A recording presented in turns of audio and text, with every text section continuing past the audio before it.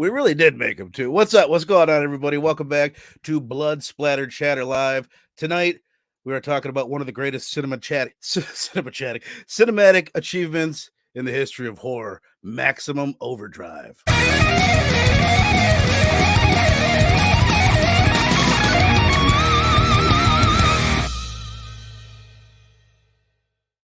Yes. What up? What's going on, everybody? There we go. That's what. Whoa, that's not what I'm going for either.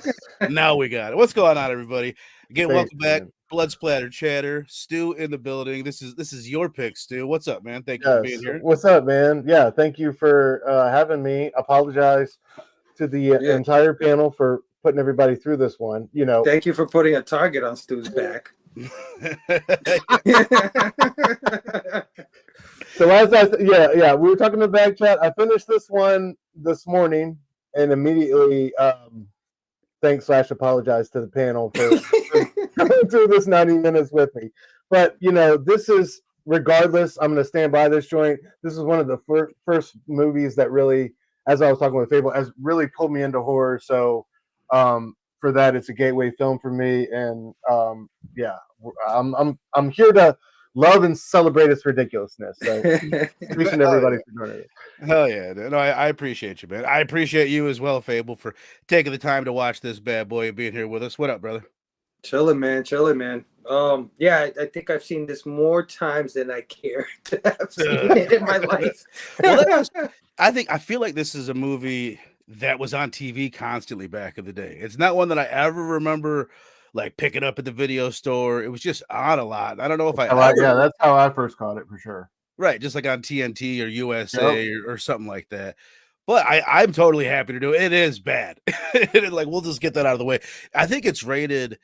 Oh, I was looking at some list and it was like ranking all the Stephen King adaptations. It's like the worst. And then as far as like Rotten Tomato scores, let's play this game. Do either of you guys know the Rotten Tomato score? Or do either you want to take a guess at it? 15%, I want to say, is my guess. That's my guess. Wow, I was going to say 50, but you said 15? You nailed it. It is 15%. Okay. But I would put it under the category, and this is definitely a movie that has developed, obviously, a cult following over the years. I bet mainly because Stephen King's name being attached to it, it being his only directorial outing makes it kind of special, which is why, I mean, it's the perfect movie for us to cover here after November. Because we just did all these new glossy 2023 movies. For sure. Want to show the people like, all right, we're going to be going back and forth and doing the classics. And sometimes like the movies that best reflect the era that they're made in are the bad ones. Like not the good. Like of course the good ones will always have that immortal stand the test of time place. But like sometimes the bad ones reflect where we were at as a society and as civilization just as well. So I think this is definitely one of them. I think you're dead on. This one reflects where horror was and where Hollywood was, but also like where Stephen King was. That they're like, yeah, dude, you've never directed anything. You can do whatever you want. You're on Jack Daniels and cocaine. Do you need some more? Like, do whatever you want, brother. Didn't they have let him run wild? In the promos for this, didn't they have the balls to call it like Stephen King done right? Like even after The Shining and all, like see, this is what I was gonna say. That's crazy as hell. Like that's just like to go like to take that step. I think like as far as like promo and trailer work, and then like to deliver this product, like after like Stanley Kubrick has blessed your shit is wild as fuck. Well, this is what I'm saying, dude. I'm glad you brought that up because that is exactly it. Like in the trailers. I was sick of seeing Stephen King done wrong. If you want the job done right, you've got to do it yourself. And I'm looking at it, I'm like, okay, this is 1986. Like, what had come out at this point? Carrie by Brian De Palma, The Shining by Stanley Kubrick, Christine by fucking John Carpenter, Creepshow by George Romero, The Dead Zone by David Cronenberg, Children of the Corn, Silver Bullet, Cat's Eye, whatever. I mean, those are whatever. But the other ones, that's like some people's Mount Rushmore of horror directors. Come on, he should never be able or allowed to criticize anybody in movie making ever in his life. Yeah, that's how you know he was on one, like for sure. Yeah, right. Hell yeah. let's dive into it right there. Then this is one that I'm like, normally I break these apart by story. I'm like, okay, we've got like the opening and the middle act and the end. This one's just like a big bunch of like, what the fuck is going on? So let's just start there. So you kind of already touched on it, but Stu, like, when was the last time you saw this? All right. Kind of take us through like your experience watching this thing again. So the first time I saw this was like somewhere in my early, I don't know, like 9, 10, something like that, when I shouldn't have been watching it. But I remember seeing certain scenes and certain kill scenes, especially. But like the time I think I most remember it / least remember it was when one of the first times I got stoned with my brother, and like we watched the movie together, and it was just like I remember. Explains everything. That'll do it. That'll do it. The machine gun truck, of course, like but certain like I remember like the one scene where they had the plane fly low, and that was the only time you ever saw a plane was when it like these folks like there was. I remember that scene where they shot the rocket and it hit the gas truck and exploded out, and like it showed back a cutscene, and for some reason there's more gas leaking out of the tank, and like my brother pointed that out. I remember us both just like dying over like details and scenes like that throughout the thing. So yeah, that's kind of the thing. I almost wish that we had gotten together. I know that there's ways to do it online where you can watch movies as a group. We would have had so much better. I would have had a better time watching it with anybody. My 13-year-old niece, she got a little bit of trouble. Now she's at our house for a few days. And I put it on the last half hour with her. She came in. I'm like, you know what? I'm going to turn it off. I'm like, wait, you know what? She's in trouble. I'm going to leave it on. And she's just sitting there through it. And it even to me, it just highlighted how like bad it is at times. It's like, yeah, they made this movie. This was the 80s, kid. But absolutely, dude. And there was like moments. So the first 20 minutes, I was like, we have the start scene where it's like, the ticker tape's reading "fuck you," and it's Stephen King himself at the ATM, and it's calling him an asshole, and it's like hilarious. Then we get the drawbridge going haywire, and like right off the bat, it's like it's crazy fun and like cool kills. Yeah, exactly. So like I think in the first 15 minutes, I'm like, dude, this movie is just as much fun as I imagined it. I can't wait, dude. We got to the middle, and I'm like, oh man, Fable is gonna fucking I was like, we're trying to insert like character drama and like connecting story arcs and stuff. I was like, oh man, and like it just got messy. There was parts where it slowed down. It came to a crawl there with like some of the scenes, and like it was bizarre segues and all that. So like the middle of it is really muddied. I think if they had stuck to the the kill scenes in innovative ways for electronics / machines to come, rather it just being like a trucker saga, the second half, I think it could have really had potential. But yeah, warts and all, it's an entry. It's one of those, like I told y'all, it's one of those gateway movies for me. It brought me this, like I was telling Fable, this Stephen King is responsible for my horror inception. This and Cujo, I had a Saint Bernard. Saint Bernard was my childhood dog. So Cujo fucked me up. So this like seeing this movie as a kid and Cujo, I got to give it up to Stephen King. Warts and all, he's still, a master of the genre. I love the dude.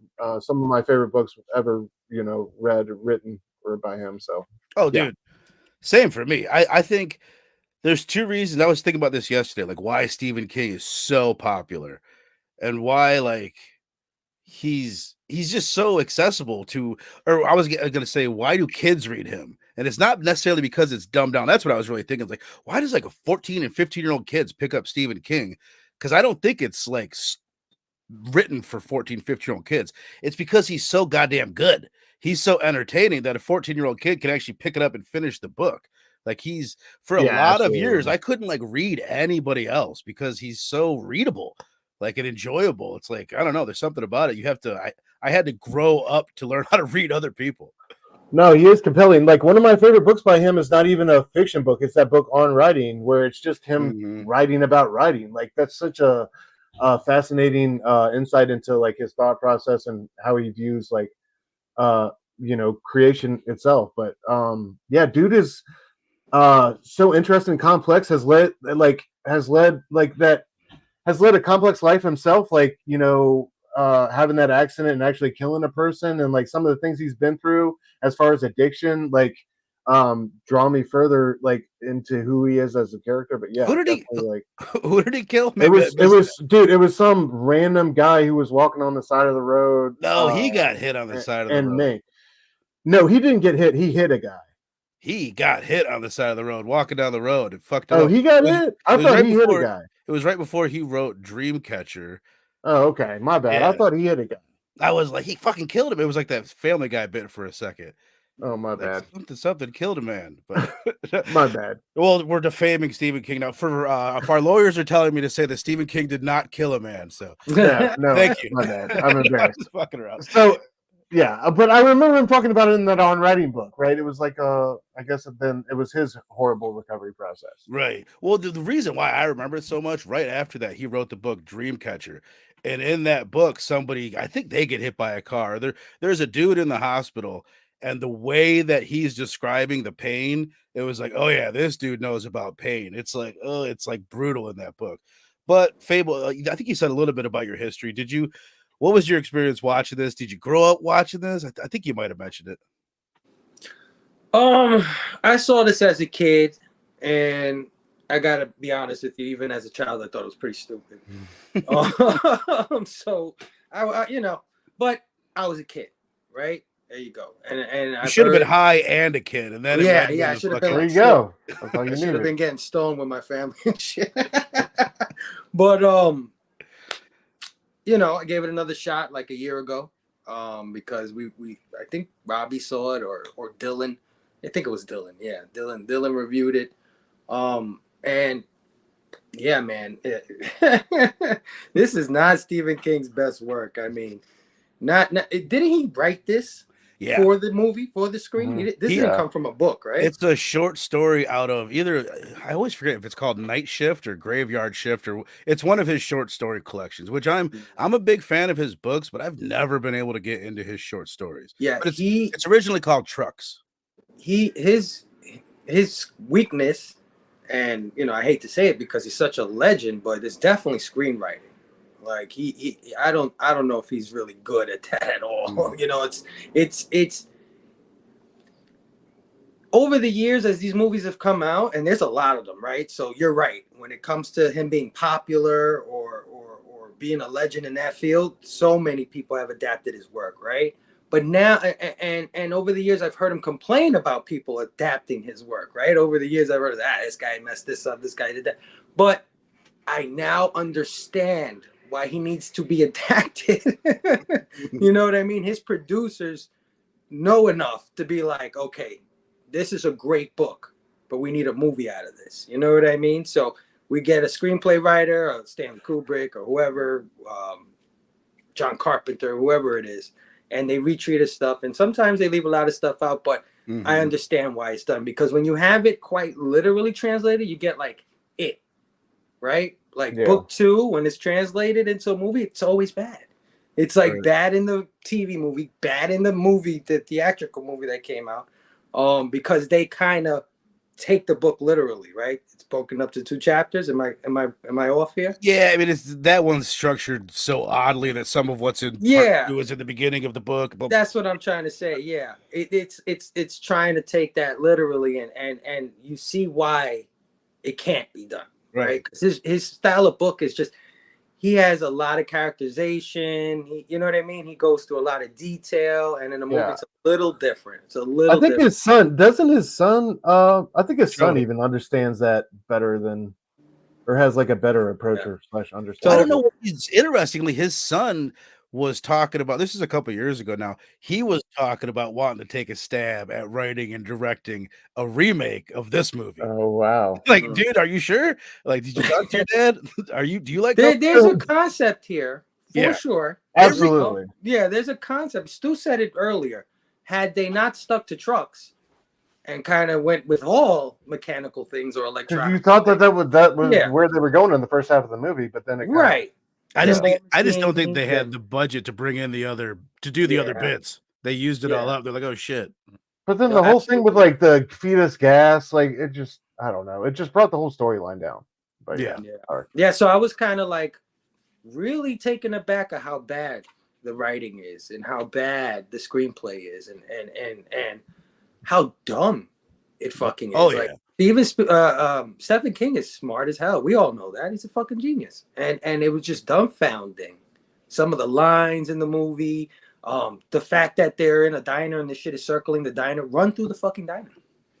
Trucks run through the diner. I thought about that mad times. Yeah. You know what I mean? Y'all are gonna circle it. It's like it's really dumb. And not only that, but man, this is probably some of the worst editing and worst cinematography I've seen in a long time. You know what I mean? And I was shocked. I was really shocked.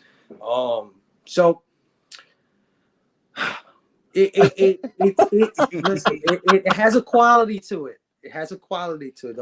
Don't get me wrong here. You know what I'm saying? I'm not trying to like destroy this movie, but for Stephen King, it deserves its spot as the lowest on his list. Well, what's weird is how, like, if you read a Stephen King book, it's, for me, and I think most people, it's about the characters. It's how lifelike and how likable his characters are. Right. Besides the ones that he doesn't want you to like, and you get the tropey Bible bangers and all that stuff. He does all of his greatest hits in here pretty much also. But in this, it's like he doesn't know how to convey that on screen. Like, you think, like, it's so weird how different a book is, where you can just, obviously you can have the person thinking. In this, you have to actually show, they have to see on screen Emilio Estevez being likable and becoming a hero, instead of him just thinking heroic shit and just like thinking about how many times do they call that guy a hero? And it's like homegirl calls him a hero every chance he gets. Right. And that's what they're like, we just gotta remind people, like, he's not being very heroic. He doesn't look very heroic. He's 3 inches shorter than our lead actress. Let's call him a hero a lot. They'll get the idea. Yeah. I'm also shocked that Emilio Estevez has so many fucking bad movies under his belt, and he's still such a star. Right. I think, dude, I was thinking about that exact same thing during this. I had to go look up the filmography. Like, it's just, it's wild. Well, I think he just got lucky. I mean, whatever. You could just say he nailed a couple roles that became extremely iconic, and everything else sucks. Yeah. Well, hey, while we're on him, how fucking high does this guy look in this movie? Like, does he look really, really high? Dilated like a motherfucker. And I'm a cook. Like, the first time that motherfucker drops eggs on the grill, he breaks them. Talking about I got eggs on. He don't know what the fuck he's doing. And get him the fuck up out of here. Yeah. Like, shout out to Robbie. Like I said, man, I gotta tell you, I am floored by how dumb this shit is. Like, you know what I mean? Like, Stephen King, I just cannot believe it. Like, again, it's entertaining in certain areas or whatever, and I can get the Green Goblin truck thing totally, like, getting kids. Like, I could see Stu seeing that Green Goblin truck and saying, "Shit, I want one of those." Like, kids is the that's the key word, because it's glowing red eyes. He's got a lot. Like, Stephen King has a lot of his childness in him, and I think that's kind of what makes him who he is. Like, he's still excited about trucks and things that he saw when he was a kid, and that's totally comes across in this movie. But it doesn't. You could just tell that he loves it. It doesn't make me love it. But okay, let's. There's a bunch of silly ass bits in here. I definitely wrote down a handful of them. Stu, I'm sure you've got at least a handful memorized. You want to let's highlight just some silly ass moments in this movie. Oh man, like we were talking. Well, I don't know. I'll let you go first, bro. I'll let you go first. You talking to me? Yeah. All right. Well, honestly, what I have written down first is how fucking high is Emilio. Like, that really stuck on me. I'm like, dude, that dude is high, because it doesn't go with the character. Like, oh, let's make his eyes look red. He's just high. My favorite part of the whole movie, though, of the whole damn movie, is the bit where he's so tired because he just spent like 45 minutes gassing up these trucks. The sun doesn't change. Like, it looks like it's about 11:30 when they start gassing up the trucks. And until by the time they run out of gas, like, the shadows, nothing has changed. The sky looks the same, and he's just so like, did I miss something, or is he he's just tired from gassing up a handful of trucks? He was gonna pass out, Verno. Forget tired. That motherfucker was exhausted. Worst fucking acting I've ever seen. And he was Stephen King was nominated for a Razzie for worst director and worst picture. and Emilio Estevez was nominated for the Razzie for worst actor. Totally deserving. Totally deserving. But Fable, you got any terrible moments or highlights of any kind, good or bad, that you want to highlight? My two favorite terrible moments was when Homegirl is coming on to him and he leans in, he looks like he's about to kiss her, and he gives her a big hug. Yeah, that was mad awkward. That was so awkward. It's like, what happened there? And then, like, when they had the sex scene later, they got intimate in the basement, and the next thing you know, they're rubbing feet together in the bed. Like, the segues and the transitions were so awkward. Everything with those two together, like well, first of all, yeah, I have it here. I think I've got a picture. This is what she's wearing originally, right? And I'm watching, and I'm like, I start to notice, because I did watch this 2 times. Stu, I told you like 3 weeks ago, I'm like, I think I'm gonna have to watch this 2, maybe 3 times to fully appreciate it. I don't know how you did it. Well, as I watched it the second time today, and I see this, and I was like, yeah, where the fuck does this outfit go? The producers came on set.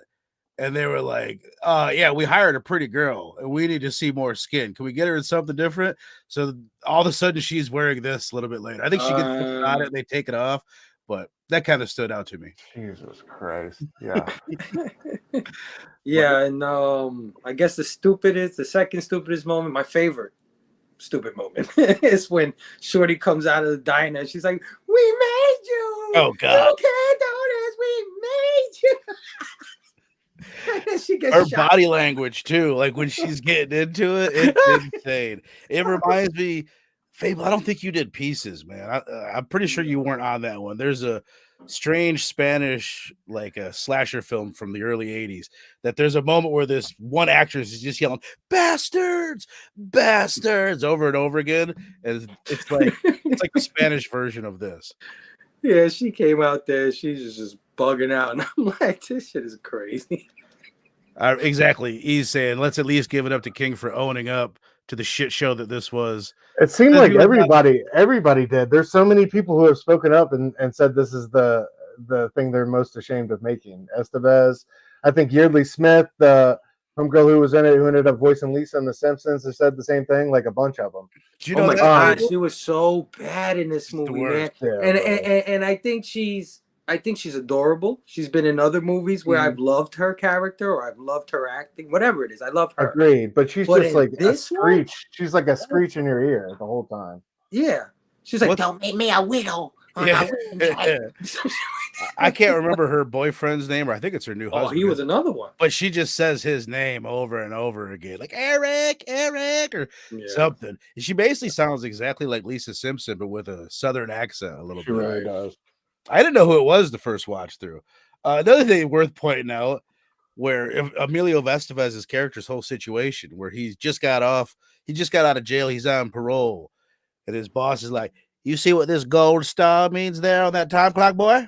That means you're on parole." That's like a fucking gold star for being on parole. How weird is that? Yeah, that somebody had 2 on their card. I don't know.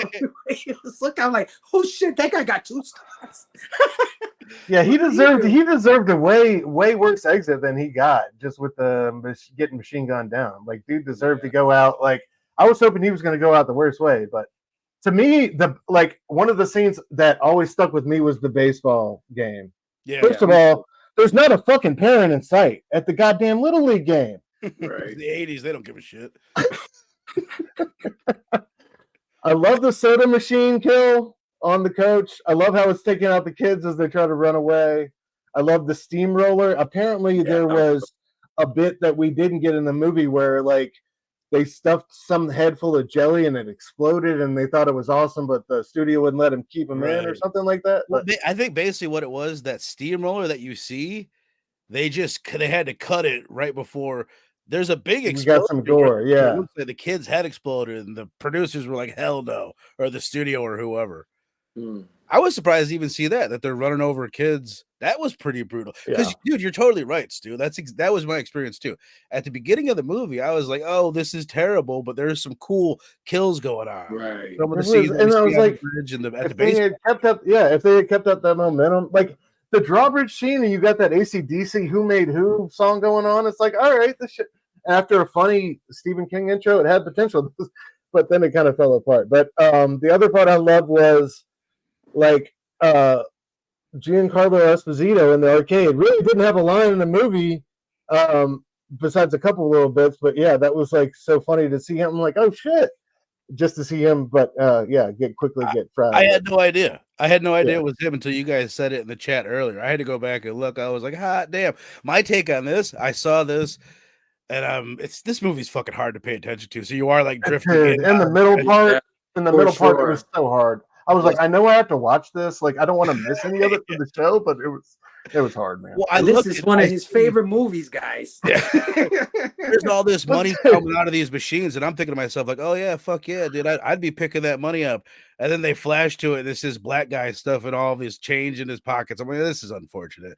Like, you know what I mean? Like this doesn't play as well as it could have, especially because I don't think he interacts or does anything with anybody other than be in this room and die. He steals the money and dies. That's all we see of this guy. The only black dude of the movie, I think. No, the truck driver. Yeah. Truck driver. Oh yeah, that's right. Who's been in a bunch of other. Who was the kid? The kid grew up to be in other. Did you not like? He looked like he had a familiar face. Like he grew up to be in other movies. I don't know. He kind of reminded me of what's Leonardo DiCaprio's River Phoenix a little River bit. Phoenix, yeah, he Stand looked by like me. Phoenix a little bit. Yeah. But his like whole revenge quest on the machines was kind of cringe. Either at the gas station or like shooting up the drive-through window later. Like that was he came full circle for them killing his dad. That was wild. I mean, like the Bible guy in the swamp trying to kill him. It was. Well, let's do that.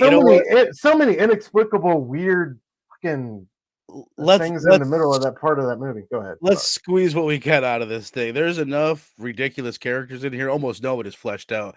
But let's do the best characters or your favorite characters, whoever you want to highlight. There's only 3 of us, so I think we could maybe pull it off. Heard. But go ahead, Stu. You got one you want to highlight? Yeah, so I'll definitely go with the Bible salesman, man. Like it was just like I'm instantly regretting doing this because that's the only one I wanted to fucking highlight. But go ahead. He became like he was fine until like the trucks, typical Bible salesman shit until the truck smashed up his car, ran out in the truck stop, got booted into the swamp, and became like this swamp thing, Antichrist type figure, like forsaking everything he had been espousing earlier and was ready to kill or drown the kid in the swamp until they came to his until Estevez and whatever and the rest of the group came to his aid trying to escape the. But yeah, that was like bizarre, hilarious. I don't know. Growing up in the South, so many of these things you saw in the movie were just like the fact that this movie is very North Carolina. It's very like it's definitely like a representative. I feel like of where it's at. But it's funny that I kind of know what you mean. I don't know how. And you're from New York. You're from the Bronx. But yeah, like so many of these things like had that familiar ring. But yeah, that guy was one. I don't know who's another. I don't know. There's so many that are there on the surface, but are then gone. But yeah, I'll say the kid. It was weird. Like we tried to. There was no really connection between him and his dad at the truck station. His dad dying was completely like everybody was standing 15 feet behind that man, just watching the truck come at him with diesel in his eyes, and just they basically let him go. Like that man's death was totally avoidable, so they all should have carried that burden. That was one of my favorite bits. Is just when the dad gets the diesel sprayed into his eyes in the first place, and they do this a handful of times. They do like the psycho read. That sound effect every fucking time somebody got killed. The fact that was very intelligently created and designed to sound like a knife. And then they use it in this movie so clunkily with liquid sprayed in your eye. It's still it almost seemed like it was supposed to be funny. That's one thing about this movie is I don't know how much of this is intended to be funny. I definitely do think quite a bit of it. I'm not even excusing it. Stephen King meant to do this. Sounds like that are like conditioning, right? the director or the composer conditioning you to like expect something when you hear it. When it's like so offbeat and clunky that first time, and you're almost laughing at it or laughing at it, it's just like, how is it going to have any bite from there on? And then every time you hear it at there on, it's like a eye roll. Like, I love how Stu came on and was like, you know what? It's a childhood thing. I'm gonna champion shit, and every time he tries, he devolves into fucking complaining about it. Yeah, exactly. Fable, is there any? Here, man. It's like watching Nickelodeon reruns. You know what I mean? Like, I know what you mean, bro. That's what I do when I go back and watch G1 Transformers cartoons.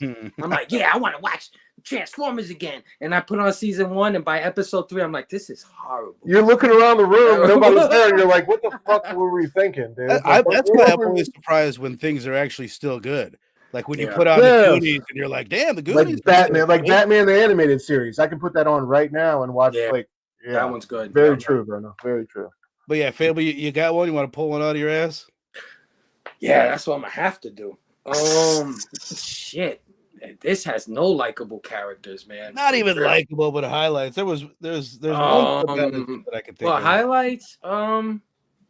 Yeah, I guess I agree with Stu. That was pretty. I did chuckle at that when the Bible thumper was selling the Bible, and then his car got hit, and he was like, "Move, bitch!" I was like, oh, shit. That went out the window like 2 seconds. Right.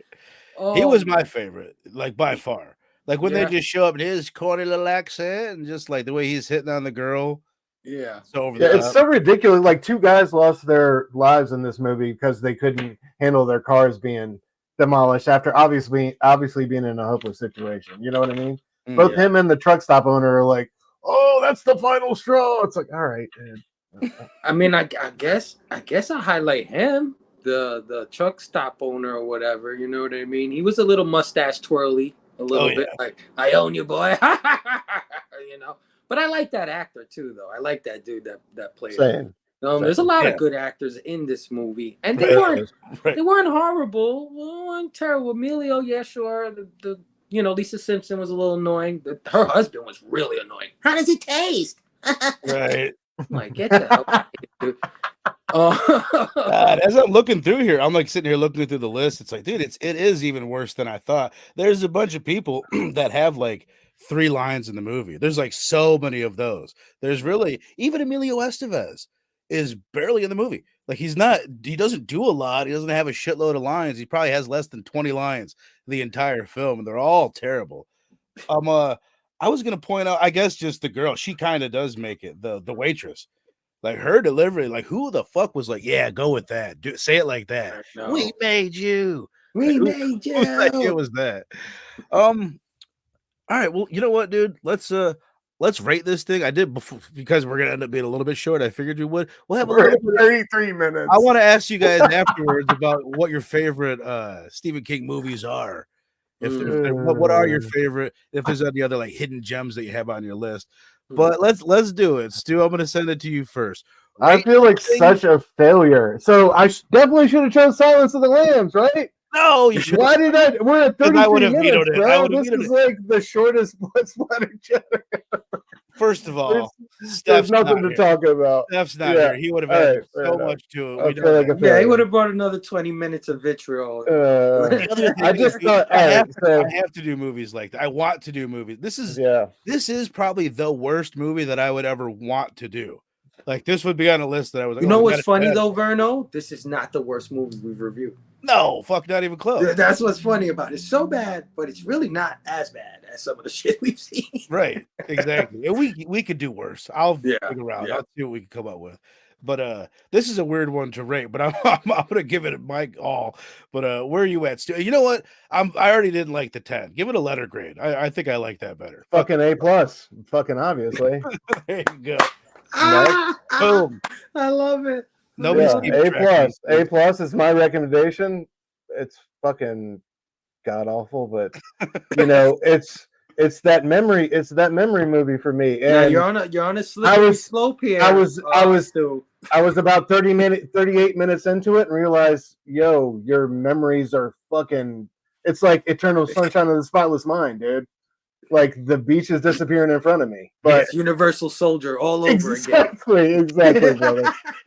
Oh, here Universal Soldier was way Here better. we are, ignorant and prideful, so A+. I love it, dude. I love it. What about you, Fable?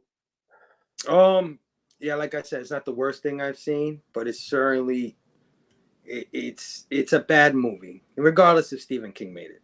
Anybody could have made this shit, and we would have said this is terrible. I think we give it a little more, value because 100%. Stephen King's attachment. 100%. Everything is more interesting knowing that Stephen King made this movie. The whole Do thing. you know if there's any truth to the rumors that George Romero took over shooting on or ghost directed some of this? Is there any truth to that? It's interesting. We'll be talking a little bit about another conspiracy theory next week, because a lot of people say that Steven Spielberg directed Poltergeist, which we'll be talking about next week. This one, all I saw was it mentioned that it is a rumor that Romero was supposedly on set almost every day, which makes me think, damn, I didn't know Romero did coke too. I didn't know it was like that. But and they worked together on Creepshow and on I think Creepshow too. I don't think Romero directed that, but they're buddies and shit. So I wouldn't be surprised if he directed certain things. It sounds like, but he didn't do great if he did. Yeah, facts. Yeah, they were like calling Stephen King on set, and he was busy on his coke mound, just like this. And Romero was like, "Shit, all right, all right, point the camera over here. You walk over here." That's how he directed it. Like this thing's a little round to do lines off of. Can we do it? Man, we're totally besmirching the name of Stephen King, calling him a cocaine. He knows it. No, dude, I remember he wrote about it in that book, like looking into his trash can, and it was like all like tissues from his deviated septum. Like, well, dude, you look at the amount of books that he just pumped out, like fucking year after year. He had a book, like he said he didn't even remember writing. Night something. I know exactly what you're talking about. He talked about it in that book. He doesn't even remember writing it because he was on. It's a big one. It's a fairly big one that he doesn't remember writing. Yeah. But what's your grade on this bad boy, Fable? Yeah, not the worst thing. So I'm gonna say D-. It's not an F. It's not even a D. But I give it a D-. I will. I'm right there with it because I'm sitting there, or I guess I'll go a little bit above it. I'm gonna go with a D, based on my experience with the film. Because I'm looking at it, I'm like, oh, is it average? Like, no, this is clearly below average, but it's got those so bad it's good moments that maybe boost it up a little bit. But still, at the end of the day, you're like, this is so fucking bad. Like at the end of the movie, this Green Goblin's kind of been built up the whole time, where it's like he seems to be the leader. He's going to be the big bad at the end. And somehow they have rocket launchers. I never really understood that. How the fuck they have rocket launchers at this truck stop? But that's all it takes. Just one rocket launch to the thing. And I'm thinking for sure, like, okay, then it's going to get up and come and continue. It's like, no, that's all it was. One and done rocket launch and it's fucking over. So I don't know. There was a lot of so bad it's good. And that's the thing. That is a moment that I enjoy that when it happens. But that is so stupid. But I don't know. I'm gonna go with a D. We've got a C+ from Two Gun in the chat. Yes. Now, Two Gun, did you actually watch that this week? You're crazy, bro. You're out of control. Fuck off. And I appreciate you. What up, Stanka? What's happening? Stanka Station. But no, dude. Like I was saying, Nostalgia C. Thank you, Eric. My own brothers. It'd be your own kind. Well, it's funny. I was damn near tempted. Because I was like, I like to buy these movies that we're doing. I haven't seen this in forever. I'm like, how much is this? Can I get a cheap copy?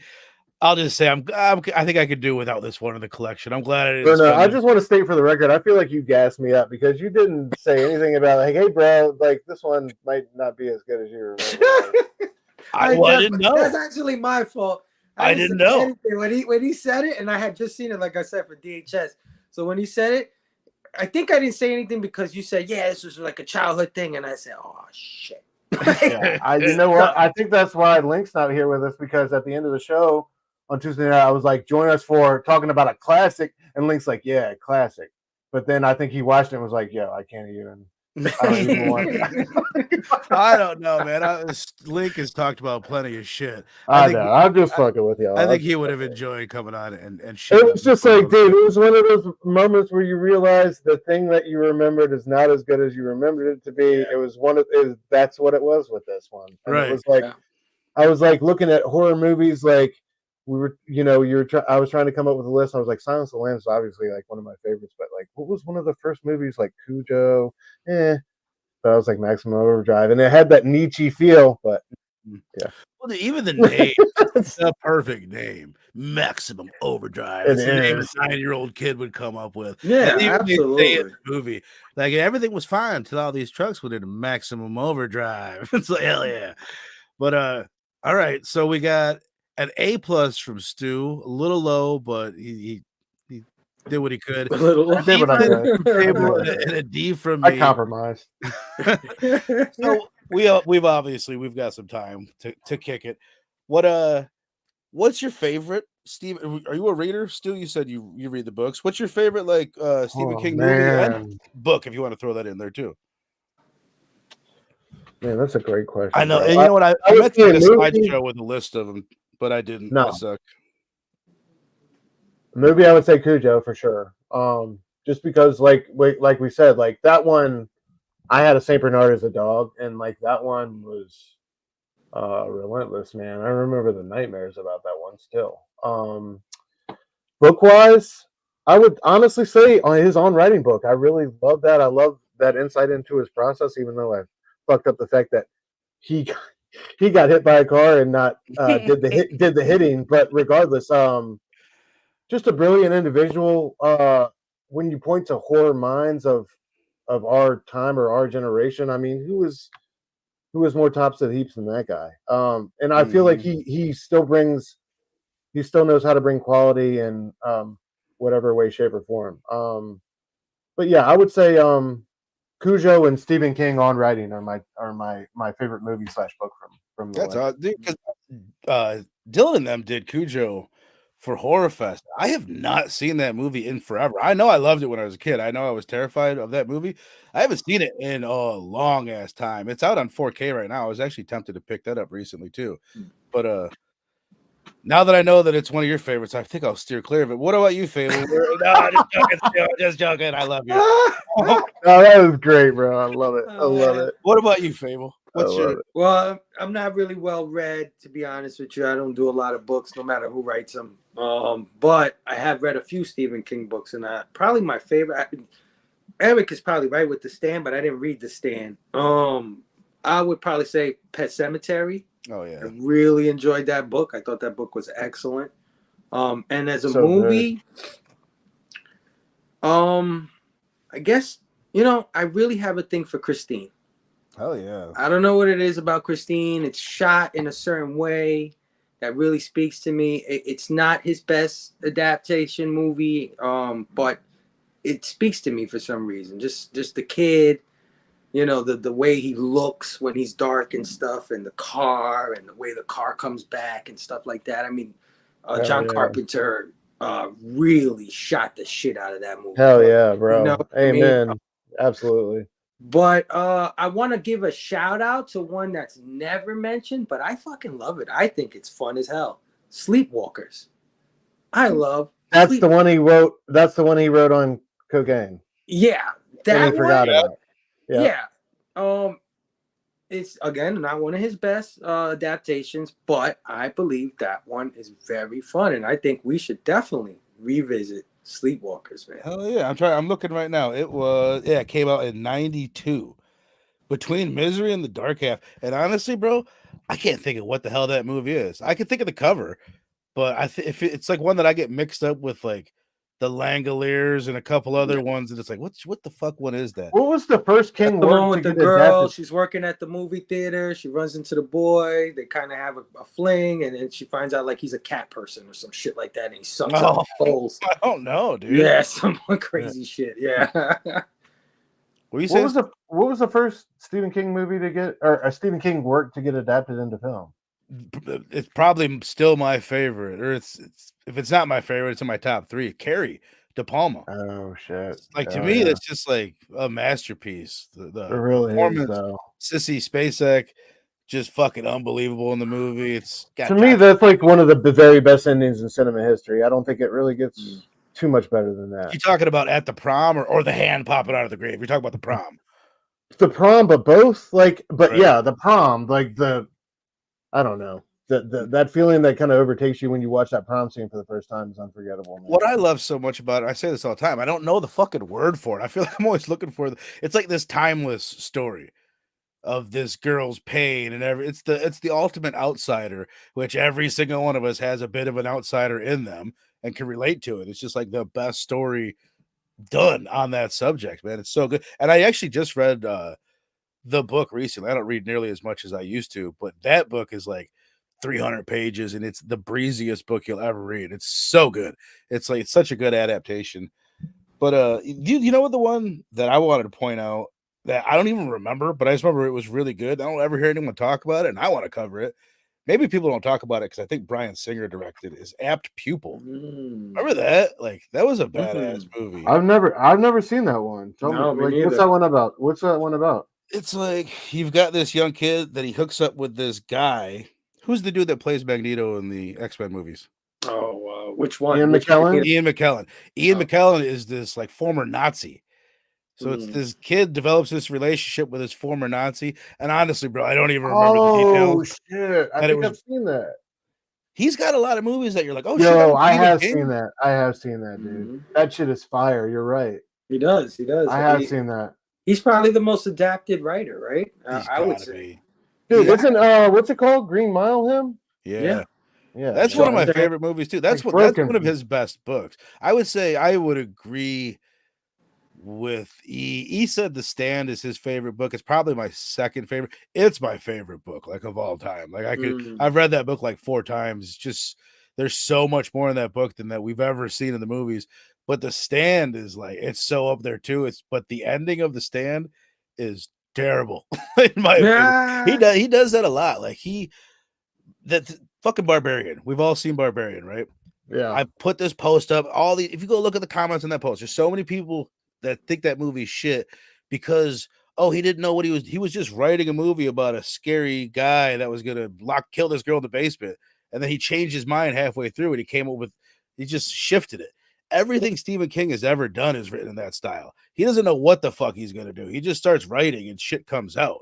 And that's my point is his endings suffer from that. Right. You know what I mean? What's the one where tell me if I'm wrong. Isn't there one where a guy comes to town and he's like the devil or some shit like that? Or damn near the devil? I think you're talking about Needful Things. Yes. Needful Things. Yeah. It's very good. Dude, he's got so many heavy. I'm just thinking about Misery in my head, like how fucking incredible that movie is. Oh, Misery was one of the best. And what's the one with Johnny Depp in the cabin? That one was not Secret Window. Yeah, that one was all right. Yeah, I kind of like that. You know what? I don't think I've ever seen, and I've never read the book, but I've seen this title my whole life is Dolores Claiborne. Like I'm looking at it now, it's like I know that. I think that one. Yep, that one's Kathy great. Bates in it, and I just don't know the movie. But fucking Kathy Bates and James Caan and fucking yes. That's why I'm Verno. Stand By Me. I'm Vern. You was under the porch, you son of a bitch. 1408, bro. The 1408's one that we're probably going to be doing on here fairly soon. I never hear about that movie. I mean, this guy's got to be like he's got to be like a straight billionaire, right? Like he has to be. I hope so. Right? Because like we just named 20 movies. Easy. Dude, he's got to have like a whole LLC that just deals with like the licensing. You know what I mean? Yeah, like that. Yeah. And he's got all those books he wrote. This is another thing. You guys ever hear about how like in the early 80s he started writing books as Richard Bachman? You guys ever hear this story? Yeah. Like basically, like I'm looking at that, I'm like, God damn, he'd only been writing books for like 5 years by the time that he was like, I'm too famous. I want to write something that people won't be judging it just on the name that's on the cover. Yeah. It's like, what a wild existence that must have been. And he's pumping books out as Richard Bachman, and they're awesome too. The Running Man and a couple others. But yeah, I guess we fucking did it, fellas. We can probably wrap this bad boy up like a penis after prom. I can get to this shit next week. What isn't that a comment? Not ready. People don't say that where you guys come from. What the fuck? Next week we're gonna be talking about this is another pick from one of the crew here. Fable's pick. He went with Poltergeist, trying to one up. I mean, it's okay. I'm so excited about this. This is a movie I bought this on. I keep doing this where I'll buy a movie. You want a real fake director shit going on here? This is it right here. Okay, come on, don't flex on me, bro. I chose Maximum Overdrive. I just want to reiterate that I'm very happy that you chose this movie. I just get that out of the way. Right, same. Any excuse to watch this movie is good with me. Robbie just covered Christmas Evil to do a little holiday horror fest action. So make sure you go check that out on Pop Culture Philosophers. I almost said Pop Evil Philosophers. That was cool. And then this Saturday, what you got going on, Fable? Yeah, man. Saturday, 1 p.m. Eastern, over on One Collection Down YouTube channel. We're gonna have my brother S. Vaughn, 82, in the house. Our last show of the year. Well, technically our last show. Let's say just our last guest of the year. So we're gonna have a great time because I'm gonna be on his show the following Monday. Nice. Comic Book Addicts. Yeah. So just going over my history with comic books and stuff like that. So check that out if you got some time on Monday. Yeah, so yeah, we're coming back for our last show this Saturday. Tons of trailers dropped in the last 2 weeks, like ridiculous, like it's crazy. So we're gonna have a great time talking about all those trailers. So yeah, come check this out. Hell yeah, man! Cannot recommend it enough, dude. I'll just say it again. I'm so glad I went and did the show a couple weeks ago too, just to get out of my horror rut and come to. It was such a fun show to be on. But and then Stu and Steph moved their show to Tuesday nights. What you guys got going on next week? Anything other than the man, it's still up in the air. We got a best of show. I don't know if we're gonna do it next week or the week after, but yeah, and we're gonna have guests, of course, from the PCP Army. Hopefully, we'll have our brother Fable on soon to talk about Transformers #3, which dropped this week. Of course. In the sky. Yeah, of course, man. Anytime Transformers drop, that's definitely I'm there, brother. Sure. Hell yeah. So yeah, regardless, we'll be there Tuesday nights, 9:00, Dr. Doom's Fan Club on YouTube channel. Y'all come check us out. Hell yeah. Fucking yeah. And I gotta put my boy Manny, he's just putting out great stuff. Again, he's on this Ghostbuster kick and he's just crushing it. He puts out, I think, the highest level content of the whole PCP Bad Batch, like bar done, dude. He's just doing incredible 100%. Work, dude. Big Herm talking about when's this show? I think he does this on Saturdays, I believe at 6 or 7 p.m. Eastern, somewhere around there. Yeah, always a good time with Big Herm. I think I had a bunch, dude. I was going to show you guys this. We were talking last week about how like images, like you'll go through and I'll be looking at the images for these movies and the amount of iconic images in Poltergeist, the movie we're going to be talking about next week. I look how many thumbnails I made. I was like, ooh, that's sick. Oh, that's fucking sick. Oh, that's badass. Bro, that right there. Bro. Yo. Bro. It's like I couldn't fucking choose. Where do you, I mean, we could save it for the show. We could just do it real quick right now. Where do you fall on? Is this a Steven Spielberg movie or is this a Tobe Hooper movie? To be honest, my friend, I'm gonna have to look into it because I know what my plan is. That there's a bunch of articles that have been written on it. There's a bunch of YouTube videos that have been done. I'm gonna study up this week and I'm gonna find out. I really went down a rabbit hole back in the day on Stan Lee and Jack Kirby and who was more important. And it's different, but I like that shit because it's all hearsay. But there's evidence in the footage, like there's evidence in the comics that tell you who had the heavier hand in certain situations. But I don't know, man. I mean, clearly there's a Stevens. What I've heard people say, the family is Steven Spielberg. What happens to the family is Tobe Hooper. I'm going to say the opposite. I'm going to turn that totally around. Yeah. I'm going to say Steven. You know what? Steven Spielberg. I think Eric's right. Is a latent horror director. Look at the shit he's done. Right? A lot of it is scary. A lot of it. Jurassic Park is considered by a lot of people a horror movie, not an adventure, action. You know, people were genuinely scared of Jurassic Park. Temple of Doom, same thing. There's a lot of his movies. Jaws, a lot of his movies have horror elements. But I think he wanted to make the money, so he scaled it back. You know what I mean? And it worked. It was perfect, the perfect formula. But I think the horror elements in this movie is his chance to be like, fuck, you know what I'm saying? I could do this. Hell yeah. I could do this shit too. I'm just not gonna put my name on it. Toby, come over here. Toby, come on. Right. Well, I mean, we'll get deeper into it next week. But there was even legal reasons why he couldn't have directed Poltergeist legally. He couldn't have put his name on it. So you know what I mean? Maybe he did direct. That's part of what leads people to think that he did direct it, because he couldn't have, even if he wanted to. But hell yes, my friends, that was a great time.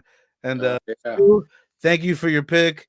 Fable, thank you for your presence. All you guys in the chat, thank you for your presence. Yeah, thank y'all for coming through. Thank Two Gun up in this bitch. Oh, can I add one more thing? Always. One Robbie more up thing. in your sale. Anybody in the chat, man, come join us on the One Collection Down YouTube on December 20th. That is a Wednesday at 9 p.m. Eastern. We're going to have a Christmas special, man. We're going to have the entire PCP Army Bad Batch on one stream, man. We haven't done one of those in a long time. And since we've done it, we've got a whole lot of new people. 2 guys right here just recently joined our group. So it's going to be awesome to have all these ladies and gentlemen, because we do have the great Jasmine in our crew. And she will be there. So, yeah, come join us the 20th of December. Celebrate Christmas with the batch, man. Oh, yeah.